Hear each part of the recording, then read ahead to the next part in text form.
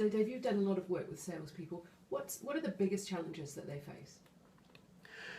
Well, when you look at the sales process, from initiation to close, I think there are two elements of selling that seem to be problematic for a lot of people, and indeed for people that don't like to sell. And they are, firstly, they are that initial contact, often with a stranger, to invite them to have a conversation with you. And then at the other end of the sales process, the idea of actually asking them for the sale.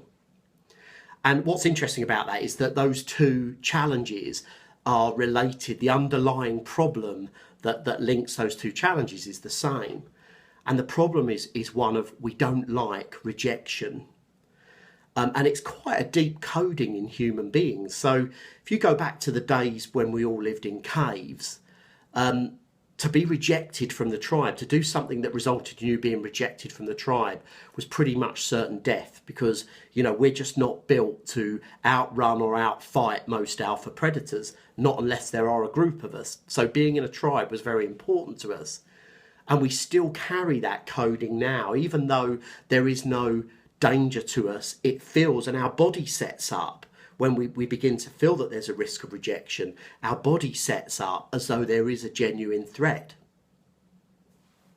And so how would you talk to people about overcoming that? Well, everyone has their own slightly unique strategies.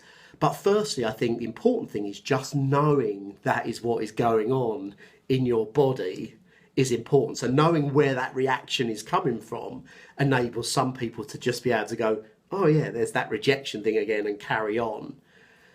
Secondly, I think it's useful to recognise that some activities are not enjoyable while you're doing them. The enjoyment comes from completing them and looking back. I don't know about you, but I hate going to the gym. But I know when I'm in the shower, having done an hour in the gym, I feel fantastic. So sometimes it's not until I've completed an activity that I actually get pleasure from it. So, there was a saying that a friend of mine came up with over December when I was away in a fitness training camp, which was, all you have to do here is show up and do the work. And I think that's a valuable statement for salespeople to have in the front of their minds when it comes to doing these things, is to recognise that I'm going to feel fantastic after I've done this stuff, if you can't find a way of actually enjoying doing it.